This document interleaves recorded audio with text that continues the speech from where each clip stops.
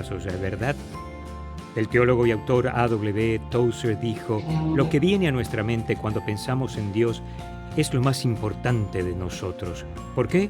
Porque esa mentalidad o la ausencia de ella dirigirá todo lo que somos y todo lo que hacemos. Así que el viaje comienza con nuestra creencia en Dios, con la pregunta clave, ¿quién es Dios?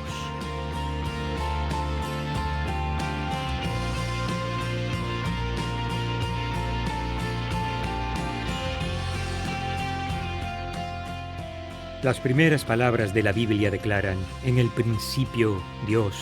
Él comienza todo, crea todo, de la nada. Estaba ahí antes de nada.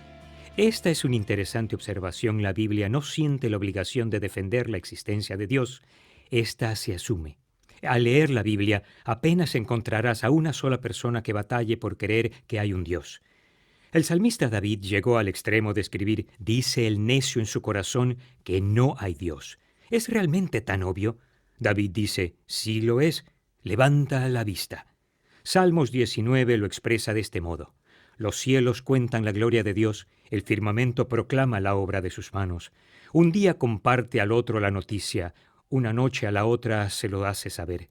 Sin palabras, sin lenguaje, sin una voz perceptible, por toda la tierra resuena su eco. Sus palabras llegan hasta los confines del mundo. Dios ha plantado en los cielos un pabellón para el sol. En el Nuevo Testamento, Pablo les dice a los cristianos en Roma, porque desde la creación del mundo, las cualidades invisibles de Dios, es decir, su eterno poder y su naturaleza divina, se perciben claramente a través de lo que Él creó, de modo que nadie tiene excusa.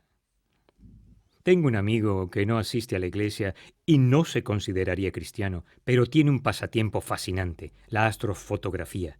Posee un potente telescopio con la capacidad de tomar increíbles fotos. El telescopio está dirigido hacia un punto en particular del espacio y el obturador queda activado por horas. Los resultados son sencillamente asombrosos. Una noche estábamos sentados en el patio de su casa y me dijo, «Mira, Randy, creo que hay un Dios. No se puede ver lo que yo he visto y no pensar así. Incluso este amigo mío, que no se llamaría cristiano, cree que existe Dios». Una investigación de Pew sugiere que el 24% de estadounidenses afirma ser ateo y aún así el 14% asegura que cree en Dios o un espíritu universal.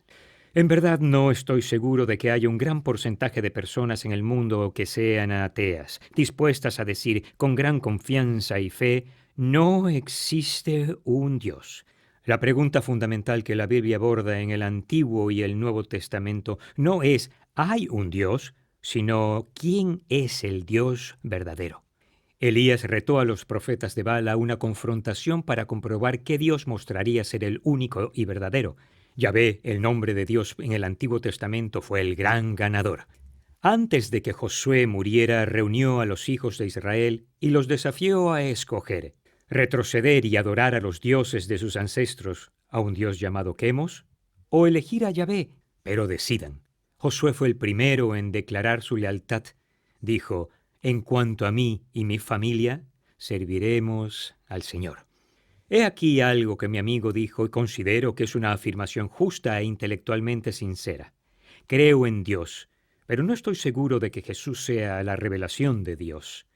En el Nuevo Testamento el apóstol Pablo llegó a Atenas y observó la gran cantidad de ídolos que adoraban. Él se puso de pie y señaló que tenían incluso un altar con la inscripción «Al Dios no conocido», y pasó a presentar su caso a favor de Jesús como el único y verdadero Dios que creó los cielos y la tierra. Al final del día, algunos creyeron y otros no.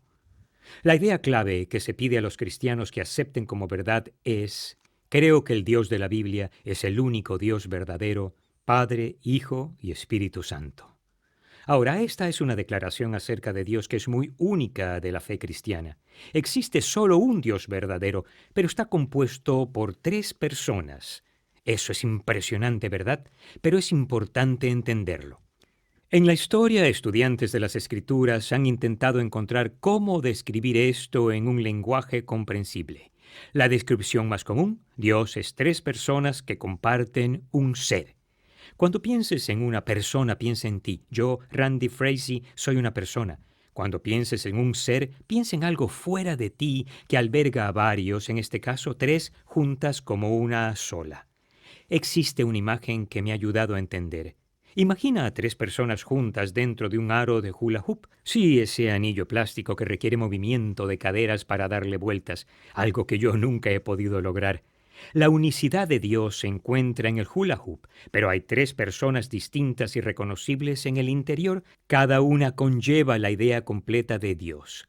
No hablamos de tres dioses separados. No hablamos de un Dios que se manifiesta en tres formas diferentes, a veces como un padre, a veces como un hijo y a veces como un espíritu. Hacemos referencia a tres personas que se manifiestan en un solo ser, todas al mismo tiempo. En Lucas 3 se relata una historia en la que las tres personas aparecen en el mismo acontecimiento.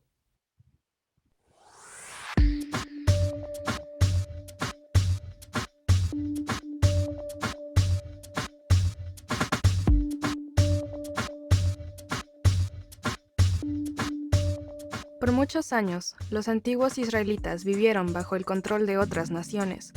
Durante ese tiempo, hombres y mujeres llamados profetas hablaban en nombre de Dios, recordándoles a los israelitas que no habían sido olvidados. En realidad, los profetas afirmaron que un día Dios liberaría a los israelitas y les daría un rey cuyo gobierno perduraría para siempre. Los israelitas le llamaron a ese próximo rey el Mesías. Años después, un hombre llamado Juan comenzó a viajar por el desierto de Israel, recordándole al pueblo las promesas de los profetas. Las personas llegaban desde todo Israel para oír hablar a Juan. Él vestía ropas hechas de pelo de camello, llevaba un cinturón de cuero y comía langostas y miel silvestre. Juan les dijo a los israelitas que su rey por tanto tiempo prometido llegaría pronto.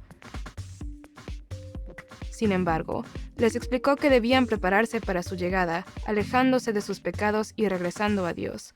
Juan bautizaba a los que decidían regresar a los caminos de Dios, sumergiéndolos en un río. Este era un símbolo de su decisión. Debido a eso, llegó a ser conocido como Juan el Bautista. Juan les dio a sus seguidores instrucciones sobre las mejores maneras de vivir, siguiendo los caminos de Dios, y les pidió que fuesen buenos, generosos y justos los unos con los otros. Poco después, sus seguidores comenzaron a preguntarse si Juan era uno de los profetas que había regresado a la vida. Algunos incluso pensaban que él podría ser el Mesías. Juan los corrigió: «Yo los bautizo con agua, pero está por llegar uno más poderoso que yo. Él los bautizará con el Espíritu Santo y con fuego». Al día siguiente, Juan vio a su primo, Jesús, que se acercaba a él para que lo bautizara. Juan dijo: «He aquí el Cordero de Dios, que quita el pecado del mundo. Este es aquel de quien les hablé». Al principio, Juan se negó a bautizar a Jesús. «Yo soy el que necesita ser bautizado por ti», le dijo. No obstante, Jesús insistió. Por lo tanto, Juan estuvo de acuerdo en bautizarlo en el río Jordán. El profeta lo sumergió en el agua, y cuando Jesús volvió a incorporarse, vio al Espíritu de Dios que descendía del cielo como una paloma y se posaba sobre él. Entonces oyó una voz proveniente de las alturas que decía: «Este es mi Hijo amado, estoy muy complacido con él».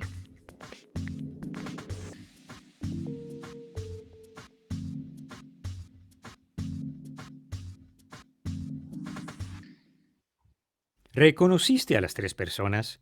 Jesús, la segunda persona de la Trinidad, está en el agua. El Espíritu Santo, la tercera persona de la Trinidad, desciende sobre Jesús como una paloma.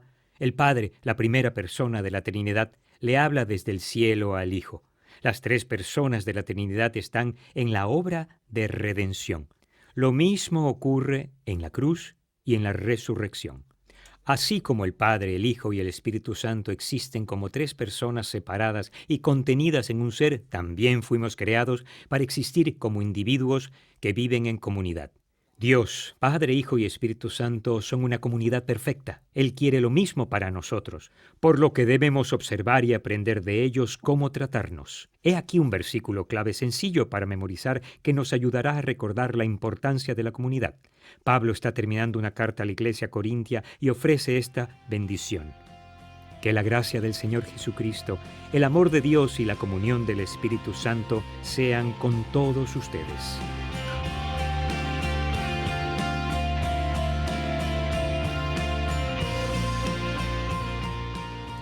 Y si realmente creyéramos esta verdad, que el Dios de la Biblia es el único Dios verdadero, Padre, Hijo y Espíritu Santo, ¿cómo guiaría nuestro modo de vivir? Si aceptamos al Dios de la Biblia como el único Dios verdadero, 3 pensamientos nos dirigirán. 1. Porque Dios es Dios, yo no lo soy. 2. Él está a cargo y tiene el control. 3. Quiero conocer y seguir su voluntad para mi vida. Uno de los mayores fracasos de la humanidad, comenzando con la caída de Adán y Eva, fue querer apoderarnos del papel de Dios para nuestras vidas. No funcionó para ellos, tampoco para nosotros. Pero cuando situamos a Dios en el centro de nuestra existencia, es sorprendente cómo mejora nuestra vida. Si aceptamos a las 3 personas de Dios como Padre, Hijo y Espíritu Santo, veremos cómo se tratan el uno al otro e imitaremos esos principios en nuestras relaciones mutuas. Porque fui creado a la imagen de Dios y para las relaciones. 1. Reconozco la plena personalidad del otro y respeto los límites. 2. Estoy atento a los derechos, preferencias y comodidades de los demás. 3. Valoro y disfruto a las otras personas. Toma cualquier situación, circunstancia, relación o decisión que enfrentes y aplica con firmeza estos principios. Los resultados con el tiempo conducirán a una máxima bendición y un fruto abundante en tu vida. Entonces, ¿qué crees? ¿Quién es el único Dios verdadero? Dios te da la libertad de escoger. En cuanto a mí, creo que el Dios de la Biblia es el único Dios verdadero, Padre, Hijo y Espíritu Santo.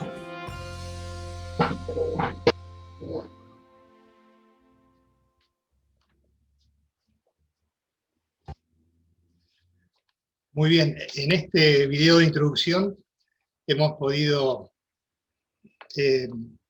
recibir un resumen del tema que vamos a ver hoy referido al Dios de la Biblia, ¿no es cierto? ¿Quién es el único Dios verdadero?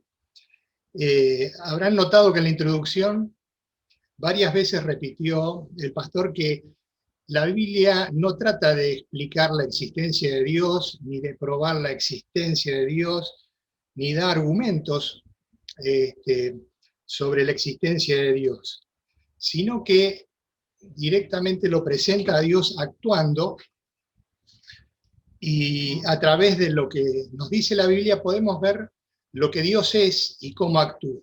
¿Quién es este Dios y cómo actúa? Para ello vamos a empezar a partir de Génesis, capítulo 1, versículo 1, que es un pasaje muy conocido, donde dice que Dios en el principio creó los cielos y la tierra. De tal forma que la Biblia presenta a Dios creando los cielos y la tierra.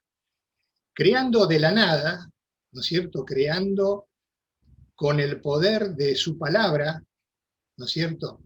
Y creando todo lo que nosotros vemos y no vemos, ¿no es cierto? Por eso el Salmo 24, versículos 1 y 2 dice: del Señor es la tierra y todo cuanto hay en ella, el mundo y cuantos lo habitan, porque Él la firmó sobre los mares y la estableció sobre los ríos. Y el Salmo 33 dice que por la palabra del Señor fueron creadas los cielos y por el soplo de su boca las estrellas, porque Él habló y todo fue creado. Dio una orden y todo quedó firme.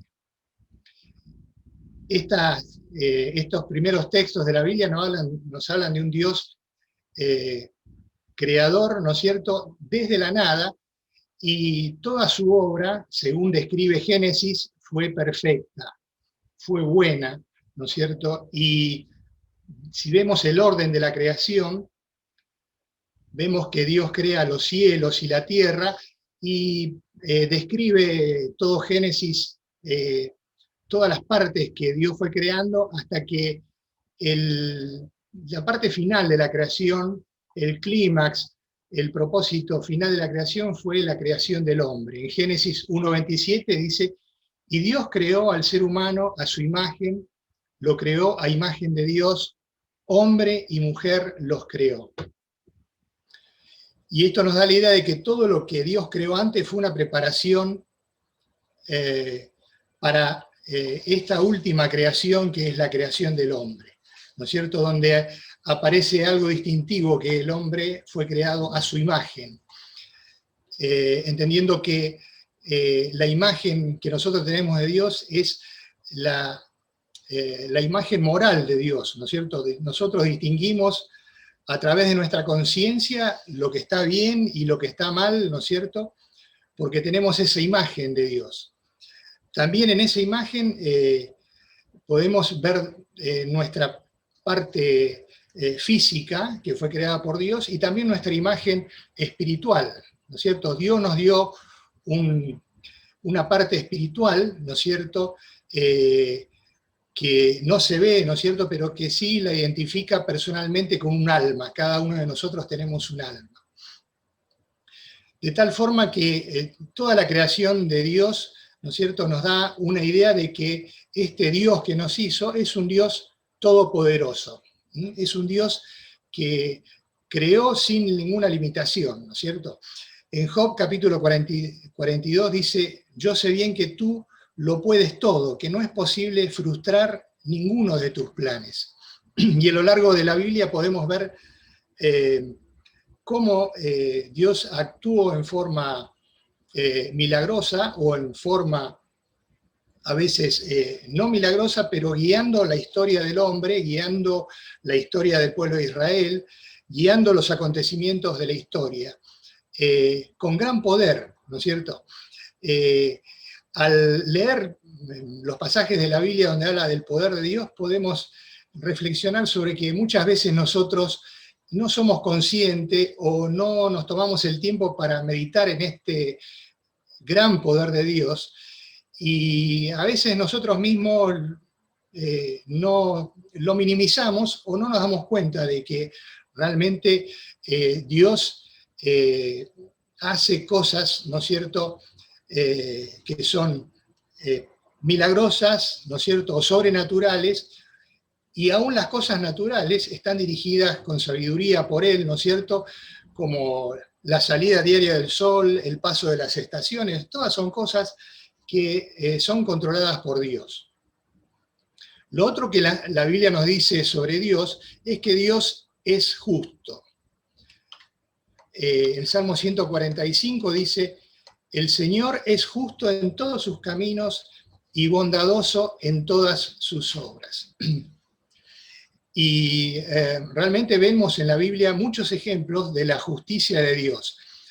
A pesar de que muchas veces en nuestra vida diaria vemos situaciones y vemos injusticias, ¿no es cierto? Y muchas veces atribuimos esas injusticias, ¿no es cierto?, a que Dios no está en control de esas cosas. Pero Dios es justo, dice acá, en todos sus caminos, y muchas de esas injusticias son producidas la mayoría de las veces por el hombre, no por Dios, ¿no es cierto? Dice también la Biblia que Dios es sabio. El Salmo 104 dice: oh Señor, cuán numerosas son tus obras. Todas ellas las hiciste con sabiduría. Y el Salmo 147, 4 dice: Él determina el número de las estrellas y a todas ellas les pone nombre. Excelso es nuestro Dios y grande su poder, y su entendimiento es infinito. Esto también, digamos, nos da una muestra, ¿no es cierto?, de que Dios, a través de la creación de cada una de las estrellas, no solamente que le puso nombre a cada una de ellas, sino que controla a cada una de ellas, ¿no es cierto?, controla toda su creación con una total sabiduría. Todo está en perfecto equilibrio y Él gobierna, ¿no es cierto?, toda su creación con sabiduría. Lo otro que nos dice la Biblia es que Dios es santo. También hoy en día nos suena como un término muy duro, ¿no es cierto? Levítico dice: Yo soy el Señor su Dios, así que santifíquense y manténganse santos, porque yo soy santo. Dios le estaba hablando al pueblo de Israel y los estaba motivando a que sean santos como Él.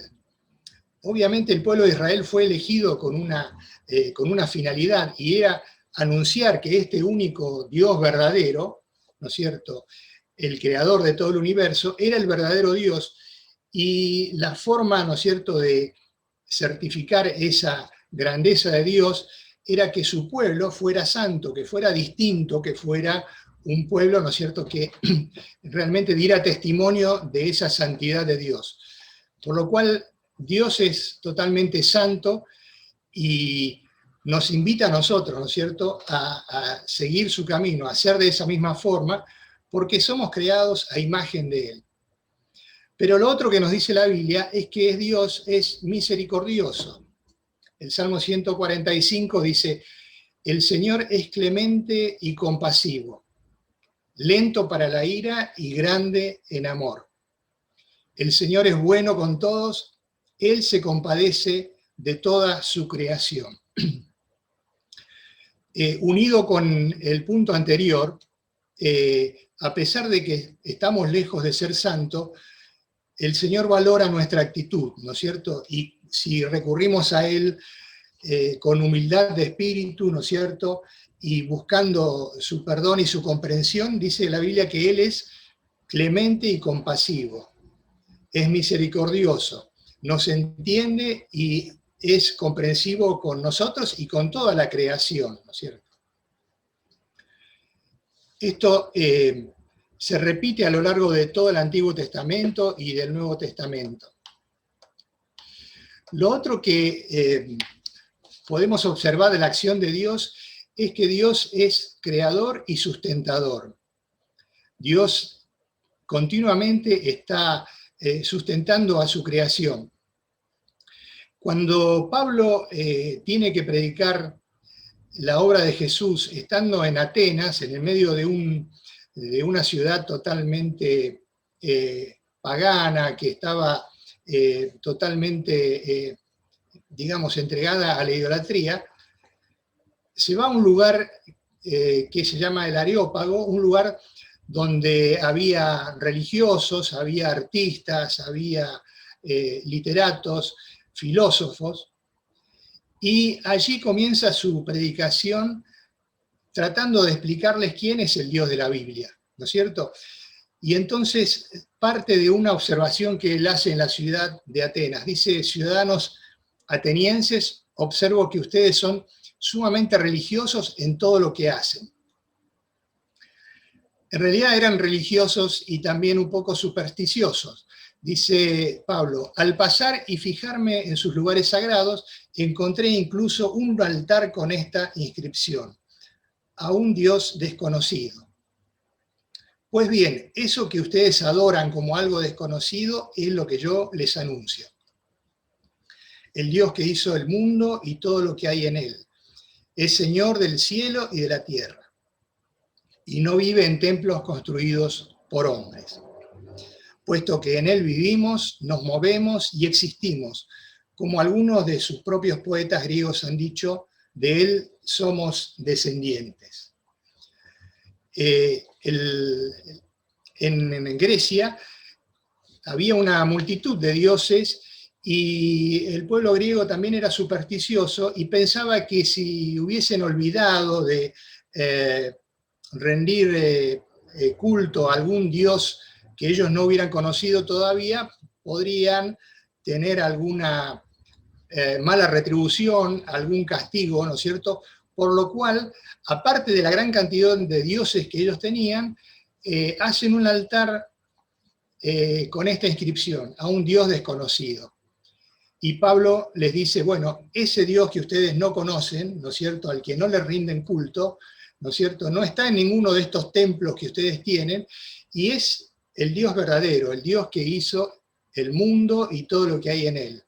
Es el Señor del cielo y de la tierra. Y agrega que en ese Señor vivimos, nos movemos y existimos. él toma una frase de un poeta griego, pero en esta frase está condensado, ¿no es cierto?, el significado del Dios, ¿no es cierto? Dice, en Él vivimos, significa que Dios nos creó, no podíamos vivir si Él no nos hubiera creado. En Él nos movemos porque Él nos sustenta, porque si Dios no mantuviera, ¿no es cierto?, su gobierno sobre la tierra, sobre el universo y sobre cada uno de nosotros, dejaríamos de ser. Él sustenta toda su creación y a cada uno de sus hijos. Y en Él existimos, o en Él somos, ¿no es cierto?, hace referencia a que realmente estamos completos cuando tenemos comunión con nuestro Creador, ¿no es cierto? No podemos existir de forma separada de Dios. Mejor dicho, podemos, pero estaríamos incompletos, ¿no es cierto? De tal forma que Dios, aparte de ser creador, es sustentador. Y en el Antiguo Testamento vemos referencias concretas a que Dios es el único Dios verdadero. En el libro de Deuteronomio 4, Moisés le dice al pueblo de Israel, reconoce y considera seriamente hoy que el Señor es Dios arriba en el cielo y abajo en la tierra, y que no hay otro. Y luego en Deuteronomio 6:4 dice, escucha Israel, el Señor nuestro Dios es el único Señor, es el único Dios. Ama al Señor tu Dios con todo tu corazón, con toda tu alma y con todas tus fuerzas. Esta declaración que hace Moisés en Deuteronomio, no la hace en un momento cualquiera. La hace después de que el pueblo de Israel había recorrido un largo camino desde la salida de Egipto hasta la llegada, ¿no es cierto?, a la tierra de Israel, y donde había visto la acción de Dios en muchas maneras. De tal forma que cuando Moisés le dice que reconsideren, que tomen en cuenta esto, consideren seriamente que el Señor es Dios arriba en el cielo y que no hay otro, es un llamado de atención para que no se olviden, ¿no es cierto?, de que el Dios verdadero fue el que los guió y los sostuvo. Y en Deuteronomio 6, cuando dice el Señor, nuestro Dios, es el único Señor, es la oración por excelencia que tiene hoy el pueblo de Israel y que repite continuamente y que le hace recordar, ¿no es cierto?, que es Dios el único Señor. Y la consecuencia de ello es, les dice Moisés, ama al Señor tu Dios con todo tu corazón, con toda tu alma y con todas tus fuerzas. Vimos también en el video una referencia a la creación que está en el Salmo 19 y que realmente es un salmo para releerlo con mucha tranquilidad, donde dice que los cielos cuentan la gloria de Dios, el firmamento proclama la obra de sus manos. Un día comparte al otro la noticia, una noche a la otra se lo hace saber, sin palabras, sin lenguaje, sin una voz perceptible. Por toda la tierra resuena su eco, sus palabras llegan hasta los confines del mundo. Acá el salmista nos está diciendo que si levantamos la vista al cielo con atención, no podemos dejar de reconocer la gloria de Dios, la mano de Dios en la creación. Sin necesidad de ser un astrofísico, sin necesidad de tener un telescopio electrónico, el simple hecho de salir a un lugar alejado de la ciudad donde podamos ver los cielos, si dedicamos un tiempo prudencial para observar lo que significa cada una de las estrellas, el movimiento de cada una de ellas, no podemos dejar de reconocer que está la mano de Dios controlando eso. Y que esto nos da una idea de la grandeza, ¿no es cierto?, y del poder y la gloria de Dios. Cuando leemos acerca de las distancias que hay a los planetas y de las órbitas de los planetas y de la asombrosa precisión con que se mueven, no podemos menos que reconocer que el poder de Dios es infinito, ¿no es cierto? Y bueno, nuestra creencia implica esto, ¿no es cierto? Si ustedes escucharon la semana pasada, salieron artículos periodísticos donde hablaban de que había un asteroide que era demasiado grande y que iba a impactar en la Tierra. Este anuncio se ha hecho varias veces, ¿no es cierto? Y realmente hay gente que se preocupa y que, digamos, no sabe, digamos, cómo responder a esto. Pero la Biblia dice que Dios está en control de todo, ¿no es cierto? Y que Él conoce, ¿no es cierto?, desde las cosas más pequeñas en la creación del hombre hasta las más grandes, y que podemos estar tranquilos, confiados y tener fe en que Él está en control de cada una de su creación. Y que realmente este hecho de la grandeza que hay en los cielos no nos deja dudas sobre que Dios es el creador de todo esto. El apóstol Pablo dice que desde la creación del mundo, las cualidades invisibles de Dios, es decir, su eterno poder y su naturaleza divina, se perciben claramente a través de lo que Él creó, de modo que no tienen excusa. Está diciendo que lo mismo que dice el Salmo 19, ¿no es cierto? Que si levantamos nuestra vista a los cielos, podemos ver allí, ¿no es cierto?, la grandeza de Dios y la mano de Dios en su creación. Y aquel que dice que, bueno, que no es Dios el que creó todo esto, ¿no es cierto?, no tiene excusa de, digamos, al levantar su vista a los cielos, tiene que reconocer que hay una mano de sabiduría y de poder que dirige todo esto. Pero de cualquier forma, Dios crea el universo, crea la tierra, crea este mundo, crea al hombre, y siempre nos da la capacidad de elegir.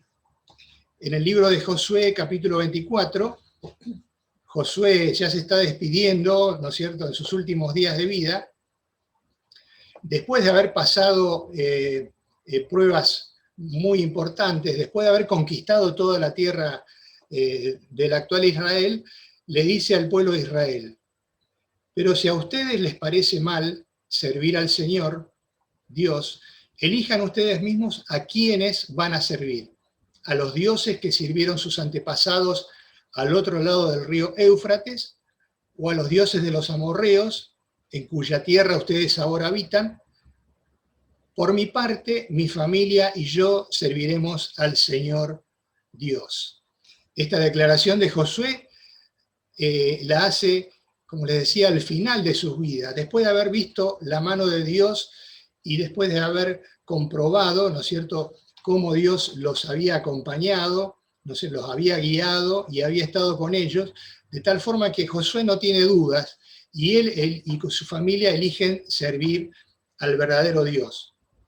Pero de cualquier forma, Dios le da la libertad a todos los hombres, ¿no es cierto?, para elegir creer en ese Dios o creer en los dioses que se fabrican en cada una de las culturas, ¿no es cierto?, a lo largo de la historia.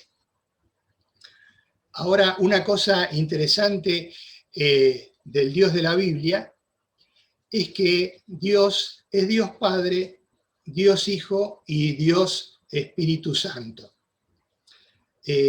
Dios es uno en esencia, pero subsiste en tres personas. O sea, son tres personas que se manifiestan en un solo ser, todas al mismo tiempo.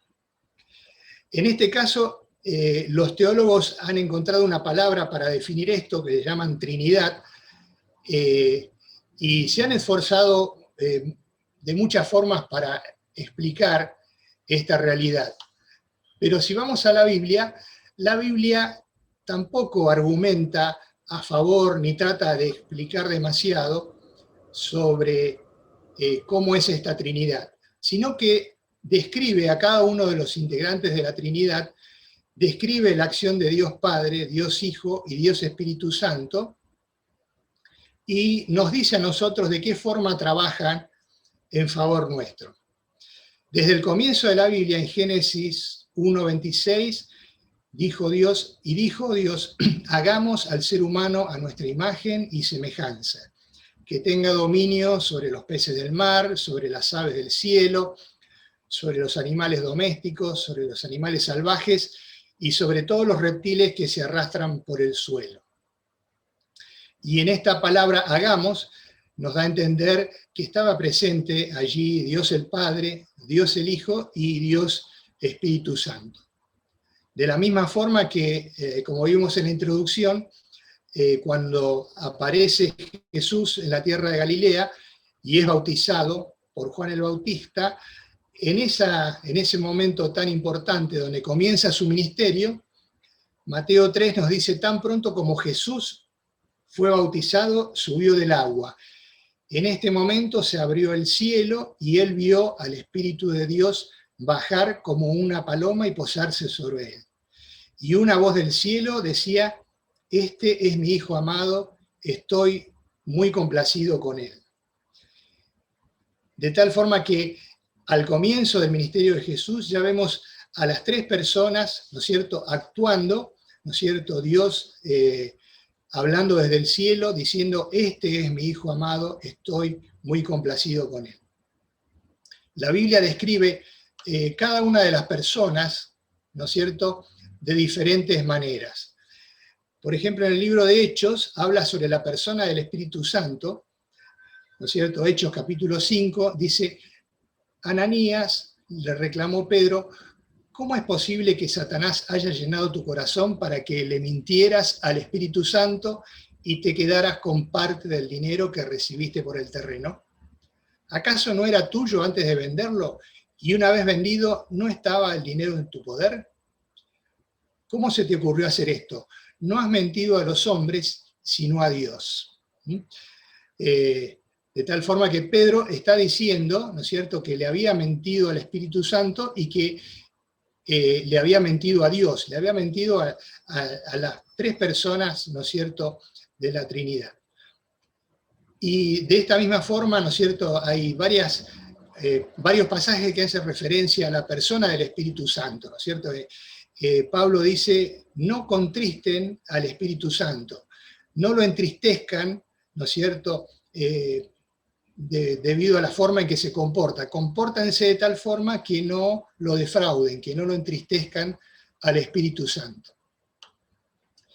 Y en Juan, sobre todo, Jesús nos dice cuál es la acción del Espíritu Santo, ¿no es cierto? En Juan 16 les dice Jesús: les conviene que me vaya, porque si no lo hago, el Consolador no vendrá a ustedes. En cambio, si me voy, se lo enviaré a ustedes. Y cuando Él venga, convencerá al mundo de su error en cuanto al pecado, a la justicia y el juicio. Jesús está anunciando que va a venir el Espíritu Santo y que va a trabajar en el corazón de las personas para convencerlos, ¿no es cierto?, de su error, para convencerlo de su estado pecaminoso, ¿no es cierto?, de convencerlo de la justicia que Dios, que Jesús, ¿no es cierto?, va a consumar a través de la cruz, y de juicio. Y en Juan 16 dice: pero cuando venga el Espíritu de verdad, Él os guiará a toda la verdad, porque no hablará de su propia cuenta, sino que dirá solo lo que oiga y les anunciará las cosas por venir. O sea que otra de las acciones del Espíritu Santo es guiar a cada una de las personas que confían en Él. Y por último, Romanos 8:26 dice: asimismo, en nuestra debilidad, el Espíritu acude a ayudarnos. No sabemos qué pedir, pero el Espíritu mismo intercede por nosotros con gemidos que no pueden expresarse con palabras. De tal forma que a través de la declaración de Jesús sabemos, ¿no es cierto?, cuál es la obra del Espíritu Santo, ¿no es cierto?, en cada una de las personas. Y por último, vemos en la Biblia la persona de Jesús. Desde el comienzo de la obra de Jesús, en Mateo 1:23 dice que la Virgen concebirá y dará a luz un hijo y lo llamarán Emmanuel, que significa Dios con nosotros. Jesús es Dios Hijo viniendo a vivir en este mundo, ¿no es cierto? Y en Juan 10, capítulo 30, Jesús dice claramente: el Padre y yo somos uno. Y en Juan 10 dice, si no hago las obras de mi Padre, no me crean. Pero si las hago, aunque no me crean a mí, crean en mis obras para que sepan y entiendan que el Padre está en mí y que yo estoy en el Padre. Y en Juan capítulo 14, 9, Felipe le dice a Jesús, Señor, muéstranos al Padre y con eso nos basta. Y Jesús le contesta, pero Felipe, tanto tiempo llevo ya entre ustedes y todavía no me conoces. El que me ha visto a mí, ha visto al Padre. ¿Cómo puedes decirme, muéstranos al Padre? ¿Acaso no crees que yo estoy en el Padre y que el Padre está en mí? Las palabras que yo les comunico no las hablo como cosa mía, sino que es el Padre que está en mí y el que realiza sus obras. En Colosenses nos habla de que este Jesús que vino al mundo es la imagen del Dios invisible. Es Dios que se hace presente en medio nuestro. Y dice que por medio de Él fueron creadas todas las cosas, en el cielo, en la tierra, visibles e invisibles, sean tronos, poderes, principados, autoridades.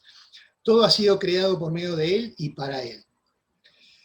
En Colosenses 2:9 dice que en Cristo toda la plenitud de la divinidad habita en forma corporal en Cristo. De tal forma de que, al igual que el Espíritu Santo es Dios, Jesús es Dios, ¿no es cierto? Y también nos describe en la Biblia la misión de Jesús. En Hebreos capítulo 1, versículos 1 al 3, dice que Dios, que muchas veces y de varias maneras habló a nuestros antepasados en otras épocas por medio de los profetas, en estos días finales nos ha hablado por medio de su Hijo. A este lo designó heredero de todo y por medio de él hizo el universo. Él es el resplandor de la gloria de Dios, la fiel imagen de lo que Él es, y el que sostiene todas las cosas con su palabra poderosa. Y después de llevar a cabo la purificación de los pecados, se sentó a la derecha de la majestad de las alturas. De tal forma que podemos estar seguros que la Biblia nos presenta, ¿no es cierto?, a Jesús como el Hijo de Dios, como Dios mismo actuando en forma visible, ¿no es cierto? Y de tal forma que sus discípulos, viendo a Jesús, estaban viendo al Padre.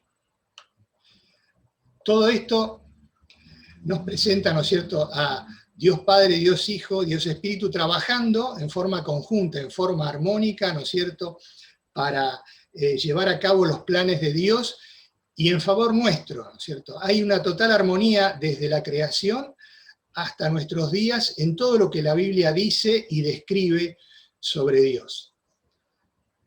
Bueno, si creemos que el Dios de la Biblia es el único y verdadero Dios, entonces esto tiene un efecto en nuestras vidas, ¿no es cierto? Si Dios es el único Dios verdadero, yo no lo soy, ¿no es cierto? Yo no soy Dios y debo recurrir a Dios, ¿no es cierto? Y reconocer mi dependencia de Él. Esto que es pareciera una obviedad, no es, digamos, tan simple hoy en día porque la tendencia de las personas es a sentirse totalmente independientes de Dios, totalmente autónomos de Dios, y muchas veces hasta transformarse ellos mismos en Dios. Pero debemos recordar, ¿no es cierto?, que toda nuestra existencia depende de este Dios verdadero, de nuestro Dios creador. La otra conclusión es que Dios está a cargo, sustenta todo y tiene el control de todas las cosas. Y esto lo podemos ver a lo largo de la historia y también a lo largo de nuestras vidas, y es un punto para reflexionar sobre de qué forma Dios está a cargo y sustenta toda su creación y toda la historia.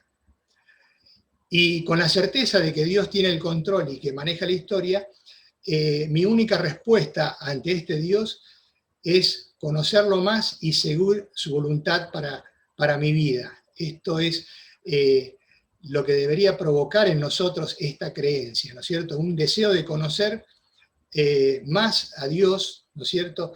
Y de seguir su voluntad para mi vida, porque el propósito de Dios de su creación es tener planes buenos para cada uno de nosotros. Y también si creemos que fuimos creados a imagen de Dios como comunidad y para la